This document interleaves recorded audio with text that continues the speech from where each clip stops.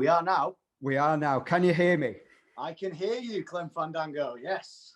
Very good. Right. Episode 8, Forde Radio. We are here. We have Chris Fountain.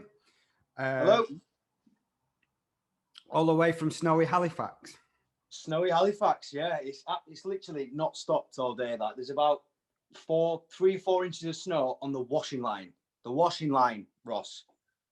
I'm fuming here because Dewsbury, nothing. I can see it in the street light when I look out, but everywhere else, nothing. Not a spot. See, the thing is, where we are, there's not like the gritters don't come like where we are, so it's like our road is just completely like engulfed in snow. But like you go onto the main road and it's fine.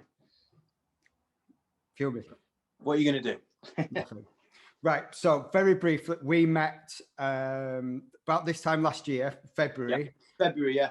In Amsterdam, freezing Amsterdam. It was cold then as well, wasn't it? It was freezing then as well. No one goes to Amsterdam in the summer. People only ever go in winter.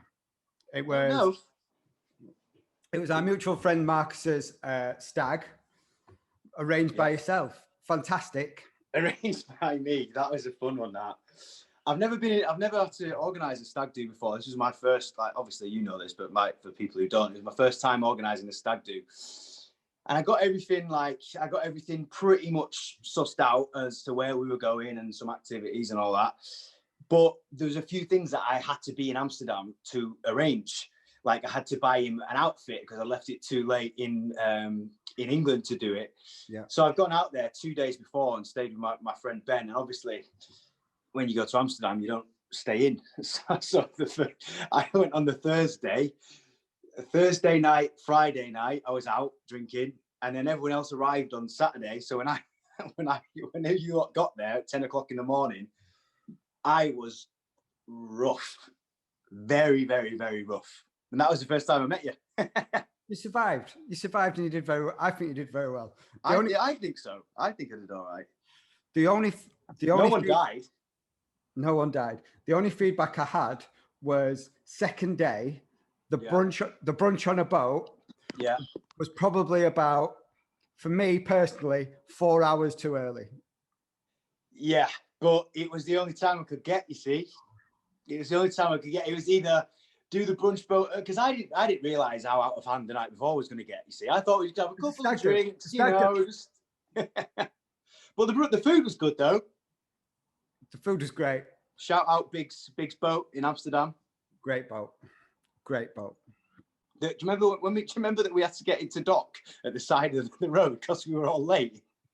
I remember flying past Anne Frank's house as fast as we could out the taxi and then sliding A-team style, literally out of the taxi, jumped on the boat. To the boat, like jumping over water and stuff like that. Yeah, fun times, man. That was fun times. Fuming. Right. Enough of this. Enough of this debauchery. Talk to me. I wanted to talk to you a little bit about. We'll come to it second, but when we've met up for coffees with Marcus and stuff, you've been going on about this biking and mountain biking, your new hobby, and how it's getting to you. So we'll come to that. But recently, following your journey on socials, obviously the lockdowns come in. You've been pushing quite hard on the looking after yourself, the self-care stuff like that. Yeah. I just want to know kind of what sort of stuff you're doing and how you're keeping your head. Yeah, man. I mean, to give it like a bit of context, like towards the end of last year, I started. I got stuck in Bali, but that's another story. When I got back from there, I wanted to like keep up my fitness, so I started training with Stephen Burns, Burno. Got into a nice routine. I was training there, feeling pretty good. Was eating okay, not particularly well, but then it came towards like Christmas time and like winter time, and then like we went into tier 3, and it was a bit like hard to figure out what was going on. And I went to Dubai and like managed to escape and get out to Dubai. Had a great time there, but again, I was drinking loads. And I recently, when I came back from Bali about 6 months ago, I stopped smoking. I was smoking quite a lot, and I'd stopped smoking for about 5 months. And for some reason, as soon as I got into to Dubai, I started smoking tobacco again, which I really didn't want to do, and I was really like disappointed with myself. So, and then on top of that, like I came back and then it was Christmas and I was still smoking and I was drinking loads because it's Christmas and that's what you do, and eating everything in sight, twiglets, mince pies, sausage rolls, everything you can imagine. I've eaten it. And then I just got into a bit of a slump, really. I had a great Christmas, but I felt heavy, and I didn't feel, my energy was low. I knew that I'd like just weren't being very good to my body and myself. So I kind of set in my head at first, I was just like, right, when it gets to January, I'm going to go in with my fitness and everything.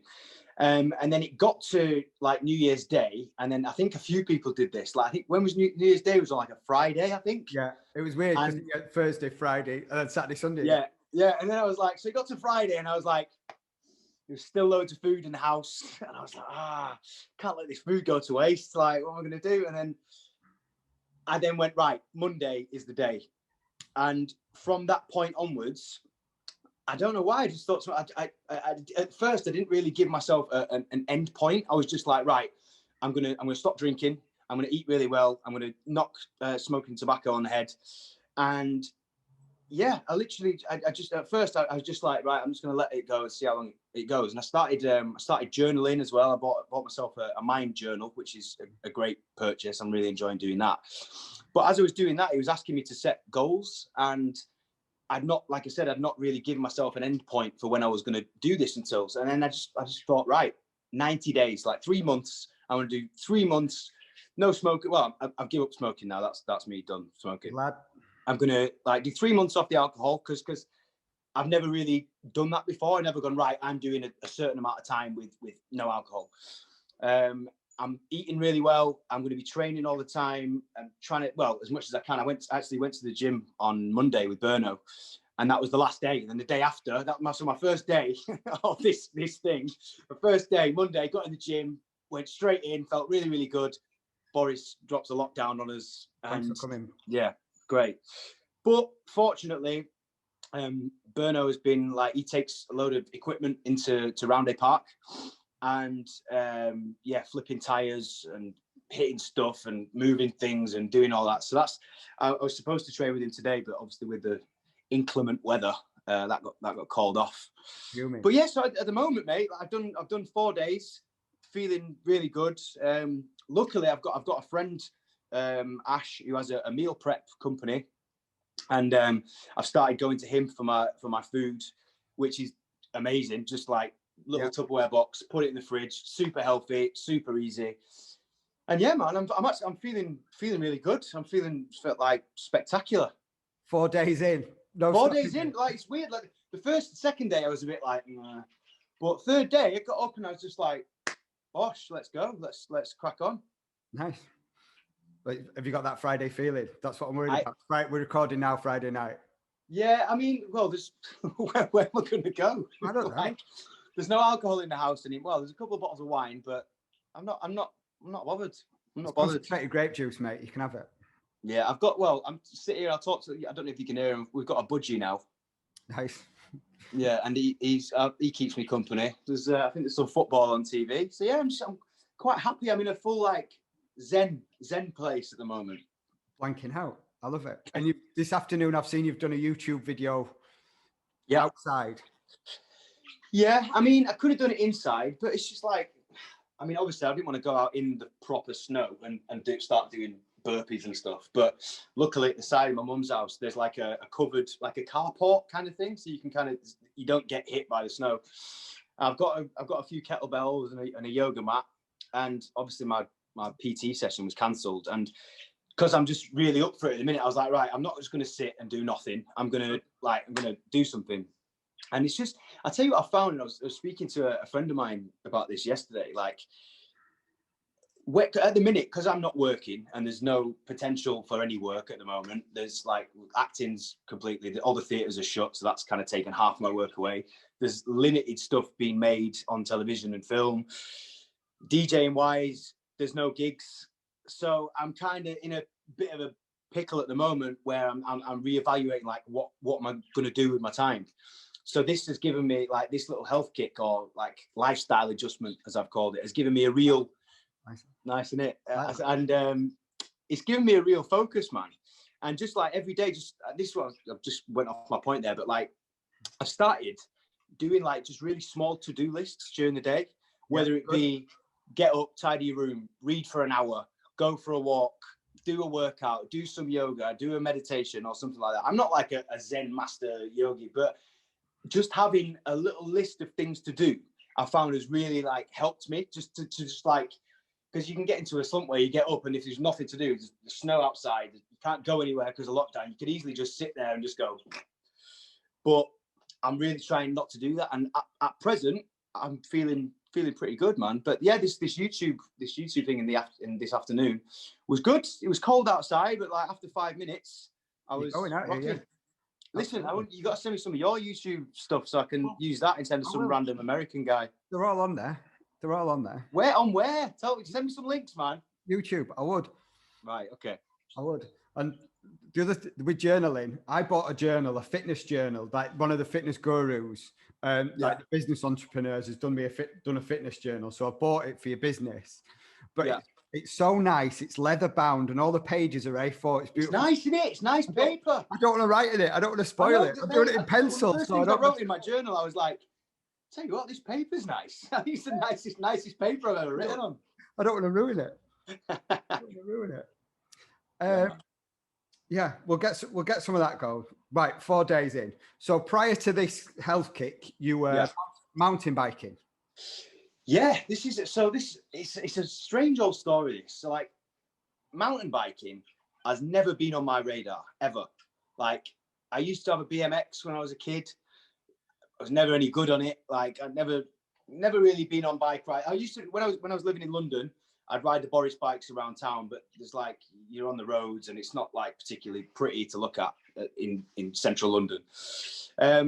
But it stemmed from I went to a friend of mine's house and in Manchester, and I think this was like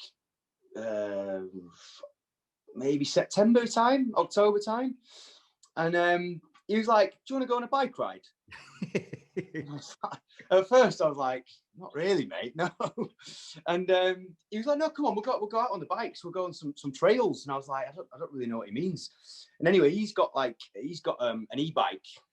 We'll come to that in a minute. And he lent me his old bike. So we've gone out, and bear in mind, I didn't know where we were going. I thought we were just going to go on a little ride around the village or whatever. So I've got a pair of Levi jeans on, some suede white trainers, and like a hoodie and a hat. And we sets off going, and he lives near Manchester Airport. And we're going through fields and down hills and through the woods. And my trainers are absolutely knackered by this point. Like, just didn't have the right attire on. But there was one point where we were going down this like pretty steep hill, like amongst trees and all this. And I just had this feeling like the only way I can describe it is like when I was playing out as a kid and I was just excited and I was just like, wow, this is fun. Like I nearly fell off and I nearly went over the handlebars, but I was like, I've not felt like that for ages from just like doing kind of like you go to the gym and you do activities and running or whatever. But like there was a genuine feeling of like danger and excitement. So anyway, I went out again the next day, wore some proper pants and like got actually dressed like I was going on a bike as opposed to like going out. And we went to a place called Phillips Park, which is like halfway between like Leeds and Manchester. So where is it? It's near like Prestwich, I think it is. And they've got like a few like downhill trails. And at first, I didn't really know what a downhill trail was at this point. But then once I get into something, like I like to kind of like focus on it. Like I was watching YouTube videos and I was watching like buying gloves and all this stuff. But at this point, I still didn't have a bike. So I'm still on my friend's like old bike. So we've gone to Phillips Park and he goes, right, you go first. And we set off down this trail and all of a sudden it just goes down and you like going around like they're called berms. And it's like a raised kind of corner that you kind of ride round the corner and like come out the other side. And there's jumps and stuff and I've fallen off and I've just ended up having an amazing time, like a really, really good time. And I took to it pretty well. Like I'd only been out twice and I was doing like going off like bridges and drop offs and all this kind of stuff. And so from that point onwards, I was like, I'm gonna have to get a bike. I'm definitely gonna have to get a bike because I really, really enjoy myself. And it turns out my uncle works for Orange Bikes, and at this point I didn't know what an orange bike was. I thought an orange bike was a bike that was the color orange, but it turns out orange mountain bikes are like a really good make of mountain bikes. So fortunately, I managed to get like a bit of a discount on my bike. Friends and family through my uncle. Yeah, I mean, but the thing is, it's like he was telling me that they can only buy one bike a year from the company, because some of, I mean, the one I got wasn't as expensive as some of the top end ones, but like some of their top end bikes, you're looking at like 9-10 grand. Like serious. It's not just like the frame, like the orange frame's like a classic frame, but it's the components. So you got like your front suspension, rear suspension, your brake pads, your gear, all this. That's all like the expensive stuff.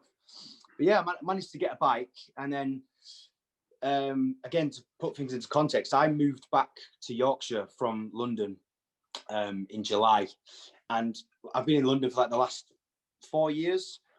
And coming back to Bradford, like Halifax way, like where I grew up, like I don't really know many people here anymore because I've been away. Like I moved to Liverpool when I was 16, and then was in Manchester, then just kind of been all over the place. So I didn't really know anybody to come back to and be like, oh, do you want to go for a drink? Do you want to go to the gym? Like there's a few people like you and Marcus and a few other people, but in terms of like people to hang around with, like all my friends are kind of in Manchester or London or wherever.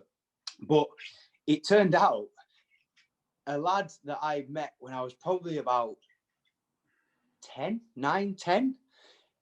he is he loves mountain biking, and my mum and his auntie are best friends. Yeah. Are you with me? Kind of. So my mum said to his auntie, next time Justin's going out on the bike, do you mind if Chris goes, can Chris kind of tag along? Like, my mum was like sorting like play dates out for me. Nice. So he's come round and he's taken me on, and just to like where I live, like round where I live at the moment, it's paradise for bike rides. It's amazing. There's like really cool like places to go and ride, like really like picturesque, like scenic like views and stuff. So Justin's come round to mine, and he said, oh, I'll take you on like a route that's near us. And it was proper hard. Like a lot of it like Calderdale, like I found now I'm into my biking and I read Mountain Bike magazine and stuff. Like around this area is like notoriously hilly, so to get to the good bits when you're going downhill, you're up a steep hill for a long time. So anyway, we've gone out on this ride for like 2-3 hours, and I've again proper enjoyed myself. And he's like, oh, you'll have to come out, like there's a few of us who go out, like so you'll have to come with us. So then this is where it gets interesting. It turns out all the lads that he goes mountain biking with, I went to middle school with. They're like my friends that I've not connected with for like 15, 20 years, you know, like 20 odd years. So now we've got like a nice little group of us who go out on the bikes. So I mean, obviously now we have to kind of limit it to 2 or 3 people because you can't meet up and do anything like that. But yeah, like have you got a name for your gang? This is oh no. Right. So if you ever get onto like mountain bike pages on YouTube, like I haven't got one yet, but everyone has GoPros and they film like the downhill. Oh like, yeah. All this. So Justin, he's got a YouTube page, and he's called our little group. There's debate about whether we're going to keep this name or not. He's called. I can't wait. You ready? You ready for this? The Cool Riders. But I put into the hat because like mountain biking is abbreviated as MTB. So I thought MT Beasts. It's better than Cool Riders, isn't it? Yeah, I mean, do you need something for your location? Do you need something for? I don't know. I mean, like I say, I've not got a GoPro or anything yet. But it's not very Yorkshire-y. Yeah, Yorkshire. I don't know. We're gonna have to have a meeting about this. I think you need a bit of. You need to have a committee meeting and sit down. Yeah. But then I was gonna move on to like after I've kind of gone out around like where I am for a little while. We've gone to there's like proper. I didn't realize this when I first started, but there's like full on like mountain bike like forests where people like go and they actually build trails. So we've been to a couple of them, and honestly, man, it's really, really fun. It's really, really fun. It's great for my fitness. It's great for my kind of mental health. Just like we went to a place called Gisborne Forest up in Clitheroe. Amazing. Had a fantastic day there. There's like basically you get there and there's like a loop. So I think the loop's something like, I don't know, it might be a completely wrong number, but say 15, 20 miles or 10 miles or whatever. And like on that loop, you're going through forests, like around lakes, and then along that route, there's like downhill sections, and they've all got names, and like you've got like grading of how difficult they are. Like you have blacks and reds and blues. What are you? And then we've been up to Hamsterley Forest in near Newcastle way, and it's like genuinely, I'm really, really enjoying it. Like it's great it's fun. It's keeping me active. It's keeping me like I'm being out in nature, which is amazing. Like I remember when we got to Hamsterley, we got to the top of this hill, and like it was really early morning, and it was just stunning, like really beautiful scenery. And you just like with your mates, you've got a cup of coffee in your flask, and you're just off on your bike, man. And it's like, yeah, I can't recommend it enough, considering it was never even on my radar. Like I'm like fully engrossed in it now. So what are your mountain biking goals for 2021? My mountain biking goals for 2021. I mean, I'm looking forward to riding in the sun, because I've taken this up at the worst possible time when it's wet, and it's like I said, when we were in Amsterdam, at the very beginning of this thing, you're going up this hill for like half an hour. Like it's a long hill. And just as we started riding up this hill, when I say the rain was biblical, I don't think I've been in rain like that. And we're just on this hill, and the hardest part is getting absolutely pissed on, like going up this hill. And I still enjoyed myself. I still enjoyed it. But yeah, I'm looking forward to like in the summer, like just visiting, because there's loads of them, like these like proper forests and trail parks and stuff. There's unbelievable ones in Scotland. There's amazing ones in Wales. They're all over the place, and I'm looking forward to kind of like, if we're allowed, if the kind of lockdown things like ease up a little bit, just going down there with the boys and just like having a weekend, like a log cabin, like setting off around, like doing the trails in the morning and having some food and barbecues, a few beers in the evening.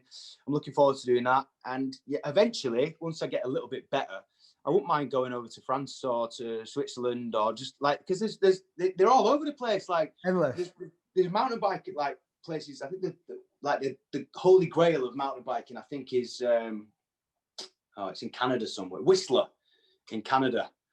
And it's just got like unbelievable, because it's mountains up there, isn't it? So there's like unbelievable trails and all this kind of stuff. So yeah, like a little biking holiday would be on the cards, hopefully, if it's possible.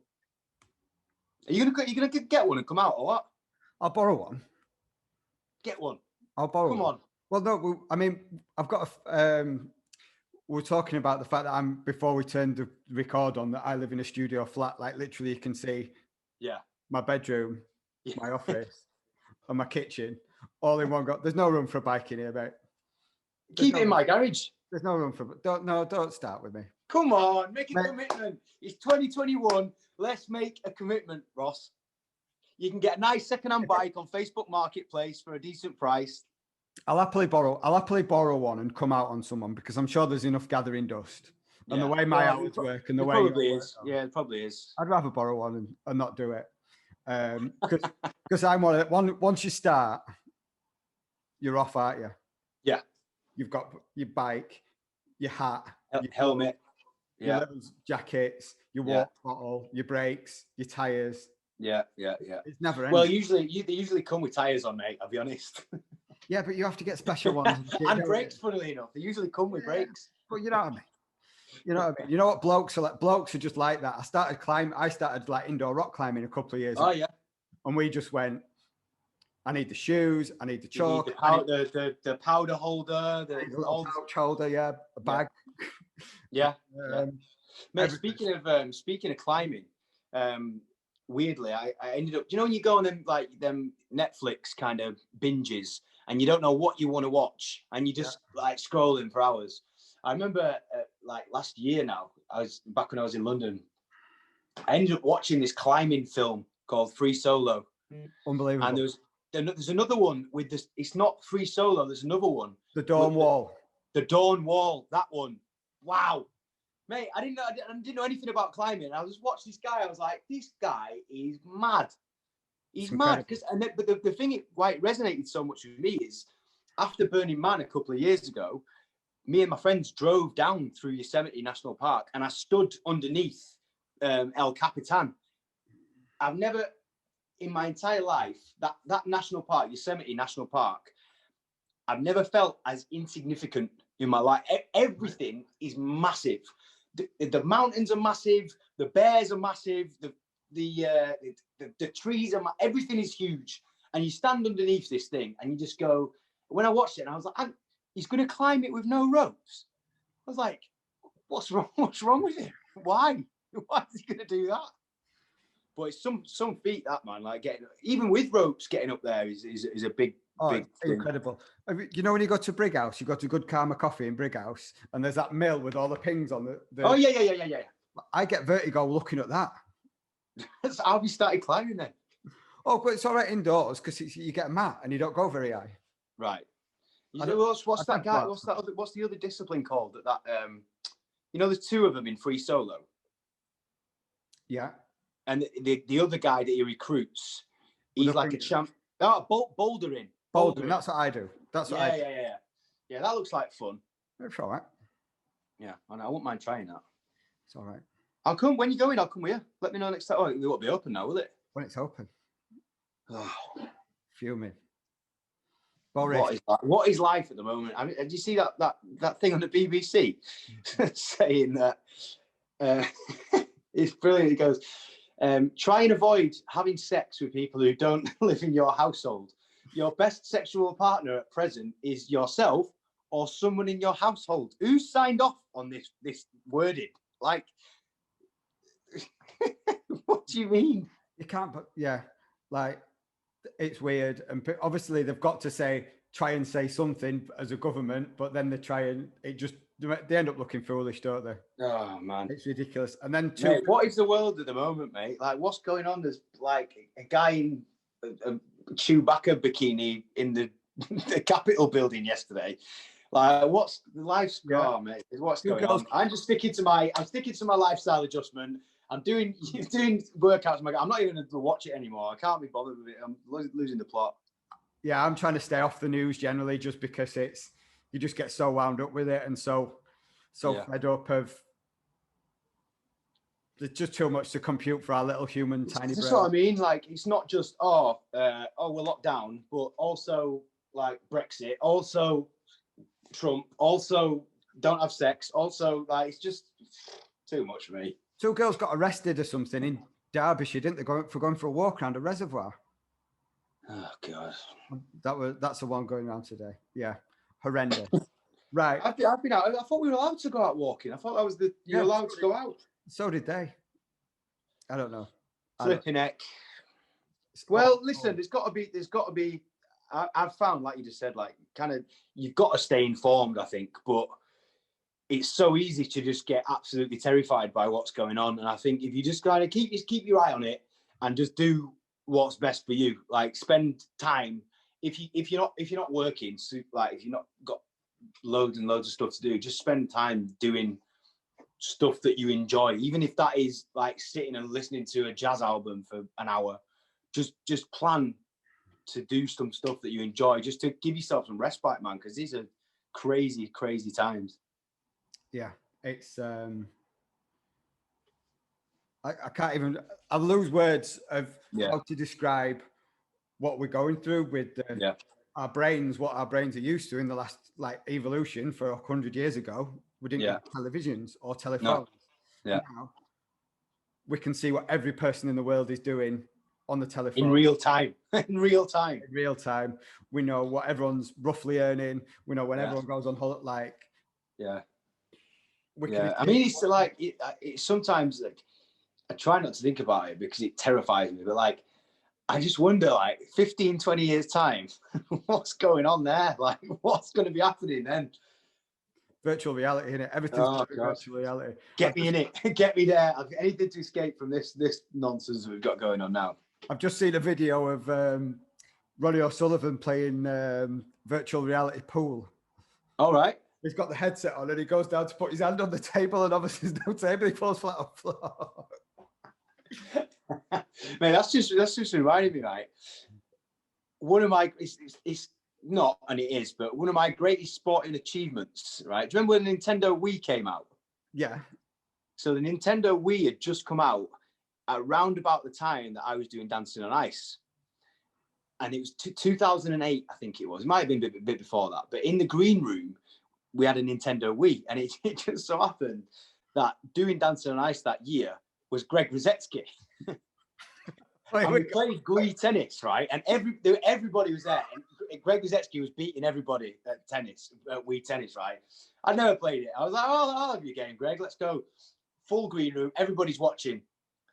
I absolutely battered him, like aced him about 3 times in a row. He was not happy. He was not happy. But I still remember that to this day. Did you have the skates on or not? No. Skates off. Skates off. Skates off.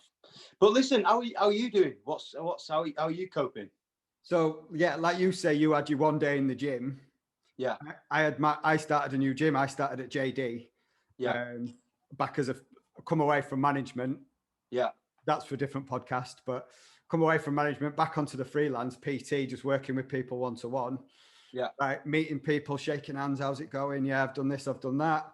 And then kind of halfway through the day, it was like Boris is doing an announcement. So it's pretty obvious that it was going in to be like, it was going to be the closing. So everyone's just kind of walking around like people are doing 4-hour workout. I've come to do my legs, but I'm doing my biceps and my track and everything. So, yeah, that was kind of my induction, saying hello to alt lads, but alt lads are all worried because of the bills, and yeah, not the best. So I've kind of pivoted to pivot. Yeah, I've been working with some bands. I've kind of developed enough exercises with body weight and bands to kind of get people through a full workout, which I can do on this Zoom thing. Nice. I have been doing people outside in the park, but have you been doing people outside in the park? Have you? You know what I've been doing. That's a different podcast, that, mate. Save that for the other channel. Yeah, but obviously it's coming real cold in the new year, so we're praying for a bit of spring to get back outside and just playing it by ear. But there's enough people out there who need help with just getting, like you say, getting the to-do list, getting the habits, and trying to guide people down. It sounds stupid, man. Like when someone first told me to do to-do lists, I was like, well, but then when you actually when you tick it off and you get to the end of the day, you ticked everything off. It's a little bit of like a yes, like I've done. You feel like you've done something. Do you know what I mean? As small as it is, it just feels good to do it. Yeah, like I moved into this studio, and like I like it. I really like it because everything's quite close and compact. But the problem is like, as I sit at my desk here working, I can see that I've got washing up to do here. So if I've got a hard email to send, I'll go do the washing up. So I'll come back and start writing it again. And then, I could do with putting that kit on to wash. So then and the email never gets sent. So I'm, I'll tell you what, I'm reading a book at the minute called The Chimp Paradox. Have you heard about this? Oh, you got it? Right there. Yeah, it's good, isn't it? It's right there. It's good, man. I'm about halfway through it, but like, I pretty early on, you start recognizing your chimp, don't you? And it's just having the presence of mind to recognize that. So like today, I was trying to get a pan out of the cupboard. I was trying to get a pan out of the cupboard, and it kept getting stuck as I was getting out of the cupboard. And I could feel myself getting angry. I was like, pans. And I was like, oh, there he is. Just calm down, you. And I was like, right, if I move that there and then move that, right, I'm okay now. But it's very easy to let the old chimp just run riot. I read it a while ago. I don't remember the chimp, the pan cupboard chapter. Oh, there's no pan. There's no chapter about that. That's just me being a div, like trying to just letting him run riot. Yeah, I remember the relationships and you see the hierarchies. Oh yeah.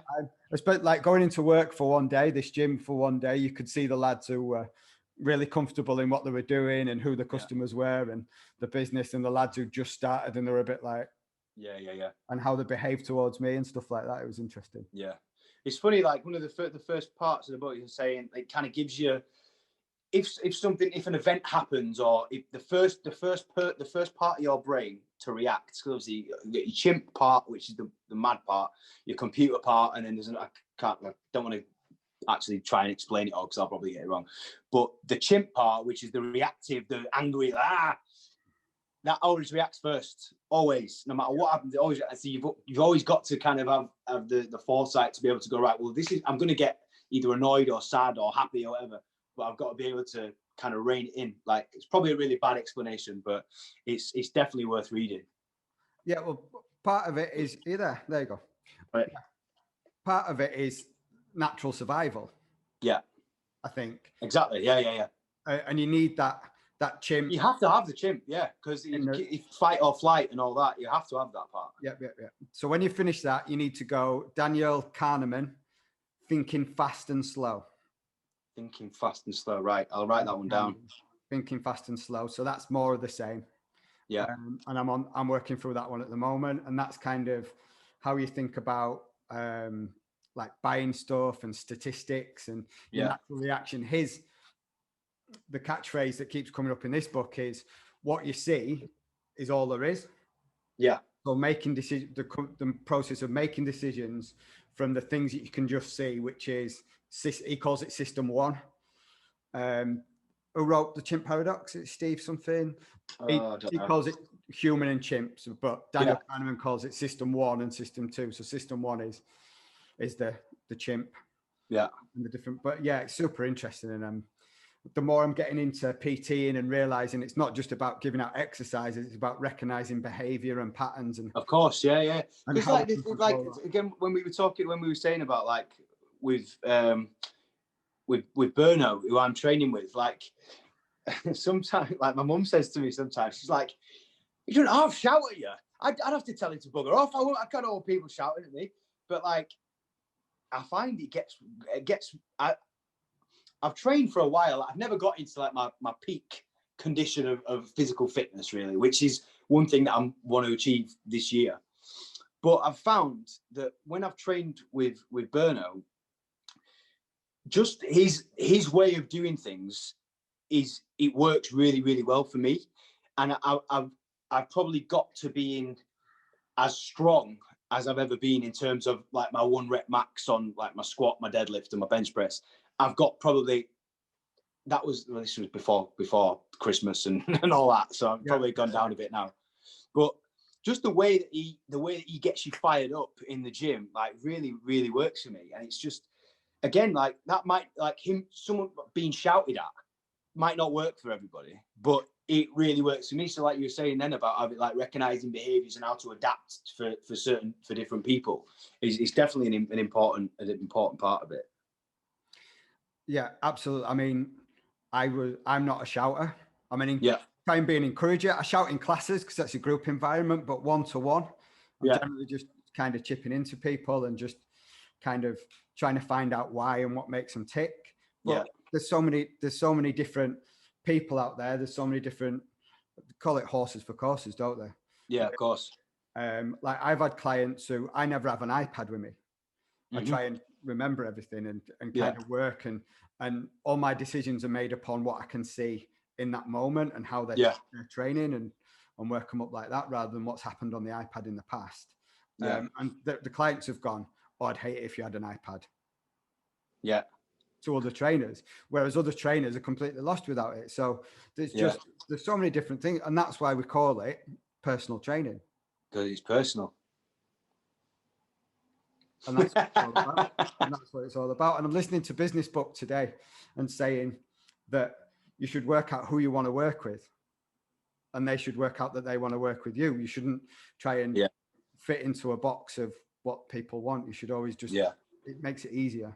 In an ideal world, I suppose, but in the current climate, like clients are clients, aren't they? Because I need to work.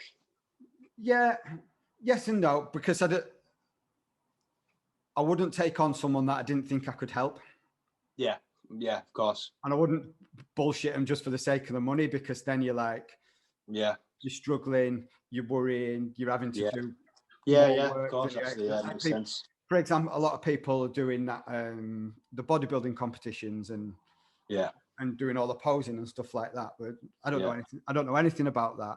Like I know that they're not eating a lot of food, but I don't know how they go from a normal amount of food that can get training gains down to very little food at the show and getting it right for that day. That's a whole other story, that, isn't it? Like, I remember watching a thing about like powerlifters and stuff like that, and like them powerlifters, so they like triple what a normal person eats. Just constantly during the day. Like, right, steak, food. Like, Well, but again, it's horses for courses, isn't it? Like you said, they'll have special trainers who've kind of just gone into that niche, and that's their passion, and they'll work for it. Like people come to me and say, "Oh, I've signed up for a marathon." I said, "Well, you need to go see a running coach," because it's nothing. I can keep myself busy enough with people who want to tone up, be a bit stronger, eat a bit better, feel a bit healthier. There's enough people in that patch for me. I don't need to start bullshitting people that I know how to run a marathon. Of course. I imagine. Yeah, mate, it's funny you say that. One of my friends kind of saw my, like, the first on the Monday when I kind of put out on my like I don't really. I used to not be a massive fan of Instagram, like, and I still have my reservations about it. But about a year ago, I was kind of like, look, I don't want to be that old guy who's just going, "Oh, Instagram's rubbish for kids." I mean, I'm still yet to go on TikTok. I think that's the boundary for me. But nowadays, you kind of, in whatever facet of life you're in, you kind of have to have an online presence, really. I think, and the way that the world's moving forward, you have to have that kind of engagement. Like, just because, like, for me at the moment, like, again, there's not really much work, but if I just don't have a social presence, like, I people just completely forget about who you are and what you do and all that stuff. And you see anything now, tattoo artists, PTs, actors, comedians, everyone's got this online presence. So I've kind of made a bit of a decision to kind of be a bit more active on there. Like, I still find weird being an actor is weird anyway, because I pretend to be someone else for most of my life.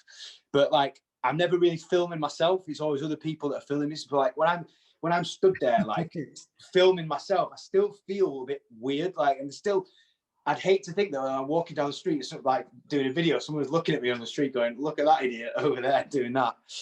But yeah, I think, again, that's another thing that's kind of accountability. Like, now I've said on my social media to however many followers, I'm doing this for this reason, for this amount of time. It kind of gives me more of a thing to go, "Oh, I can't mess it up now. I can't go out and sneak a bottle of wine in, or I can't do, not that I want to, but it gives me that, like, accountability, like I said."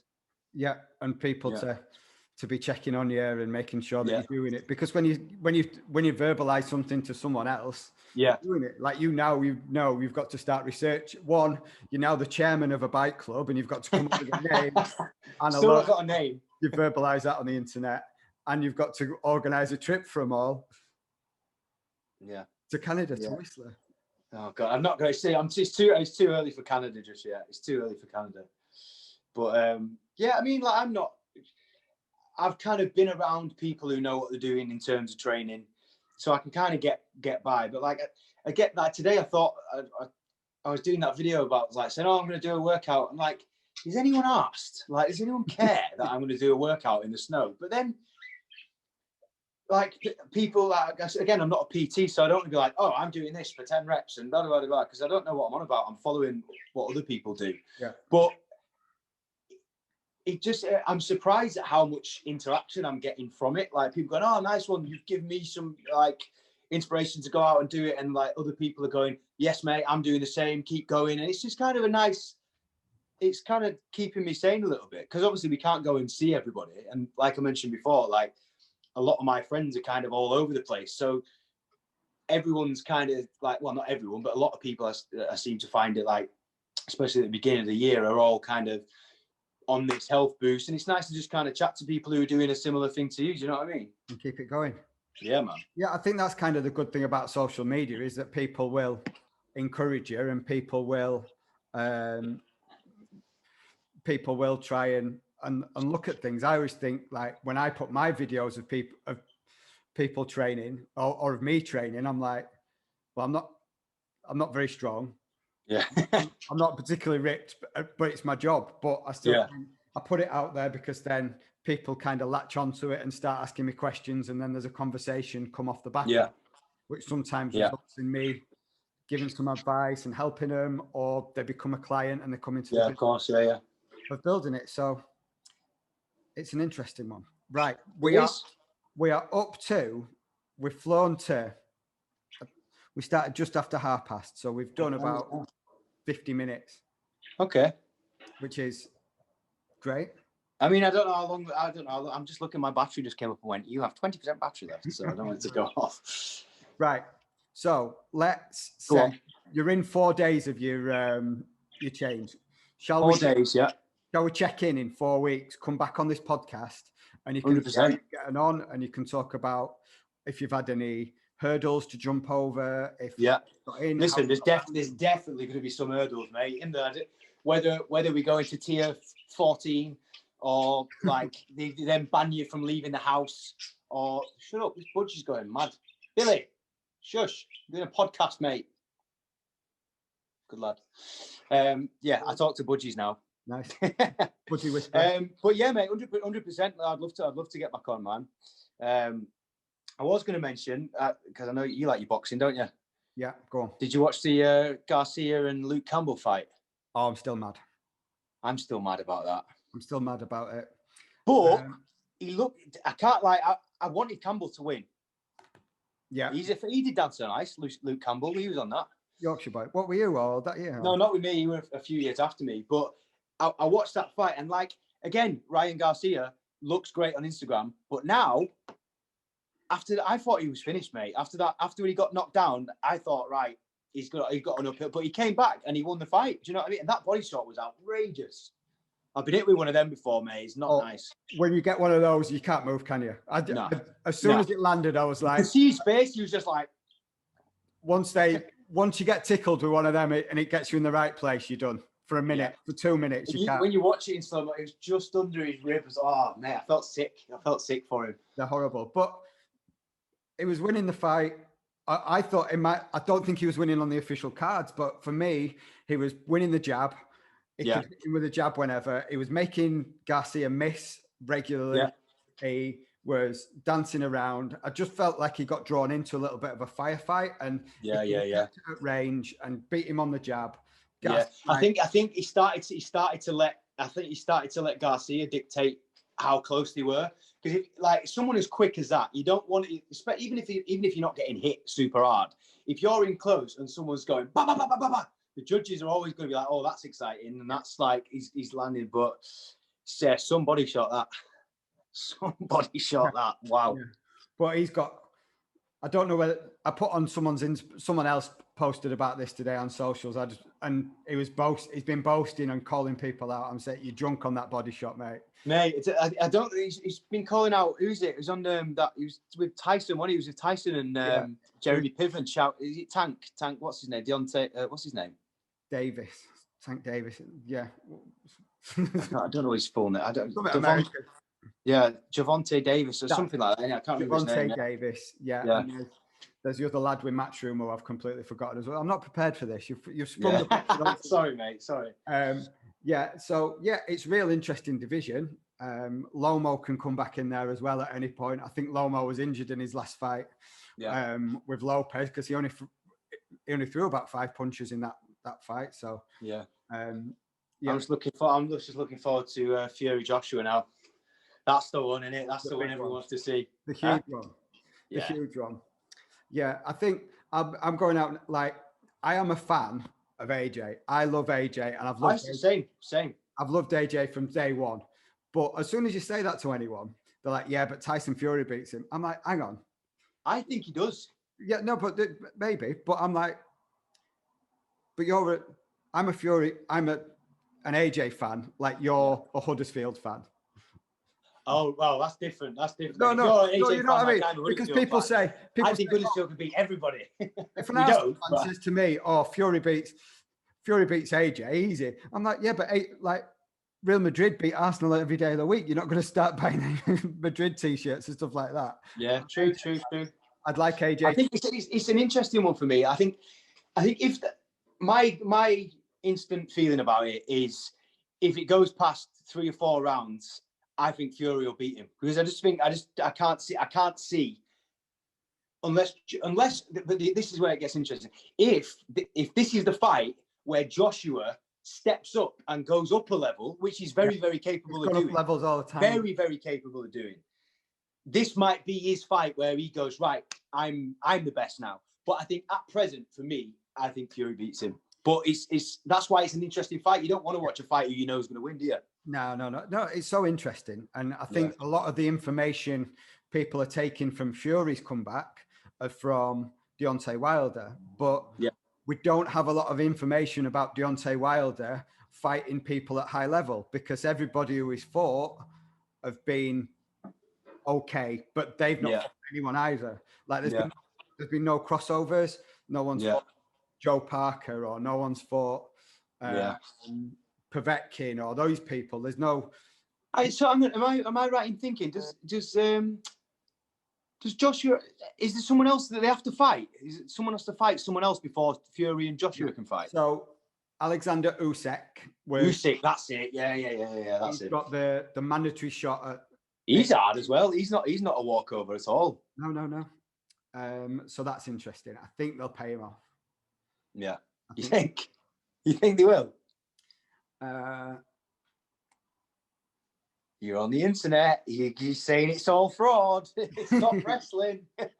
I don't know. Maybe AJ fights Usyk and Fury has another fight, and then it's bigger, because sometimes boxing's a business more than a sport. So it winds me up, that though. It annoys me that. I went to watch the Hatton Mayweather fight in Vegas years and years ago. Gosh. Unbelievable. One of the best experience, like atmosphere was next level. But that whole time it was Mayweather and Pacquiao, and he never fought when he was supposed to fight. And he was like, when he did fight, he was like, well, it don't mean anything now, because it's not how it should be. So I just hope that this, and I don't think they can put it off for that long, because I think they have to make this fight two British heavyweights. Like, when is this going to happen again? Do you know what I mean? When is this going to happen? No matter when they do it, they're going to make a fortune off it. Oh, easy. So, but yeah, fingers crossed it's sooner rather than later, man. Definitely. Right, we're out. Done. Perfect. Done. We'll see you in 4 weeks. Definitely. Nice to see you, man. Hero. Right, let's go.